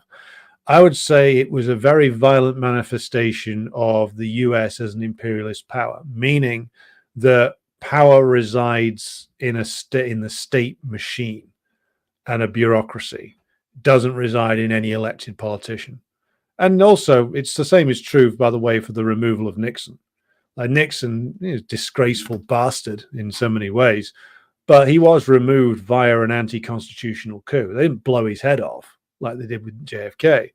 But Carlson, in his interview with Joe Rogan, most of which I found completely unlistenable, but when he's raised the point about, the whole Watergate thing being an intelligence operation run by, Mark Felt, deputy director of the FBI, funneling information to a former naval intelligence man, Bob Woodward, who was put in charge of a story, this big story for his first assignment, and got fed all this information by the FBI. And then this whole thing was turned into a legend of genius journalism. The whole thing was an operation to remove Nixon. You don't have to like Nixon to see that what was going on there. Nixon had a falling out with the intelligence services, and the intelligence services removed him. In that sense, the Oliver Stone film is portraying a certain truth, portraying much more of the truth than that utter work of fiction, All the President's Men. Very good film, total work of fiction. Sid Hatfield says, Green Party is still spinning wheels. Yep. Muzzle Paint says, Green Party, it's a boomer catharsis. Scott says, leaving now, but it's been a great stream. Glad you have enjoyed it. Putin's shirt says, Jill Stein is one who brought the controlled opposition in the form of Cornel West. She cannot be trusted as a candidate. Yeah, well, if you'd only need to listen to Cornel West for 8 fucking seconds to realize what a fraud that man is. Seriously. What was it he tweeted out about the great Ronald Reagan standing up for the freedom of Soviet Jews? That was 2011 when Reagan died. So that should have been obvious, like exactly what that guy was all about. And he's an opportunist. Just because he talks like some sort of renegade poet doesn't mean that he's anything other than an academic with a lot of legal bills to pay, and he doesn't want to offend too many people on the cocktail circuit, which is why he's killed any potential that was in that presidential campaign. He's relentlessly killed it stone dead, and will get about 5 votes come November and proclaim it a victory. Right, yes, Reagan died in 2004. Really, that long? Wow. So, yeah, I was referring to the tweet from Cornel West was 2011.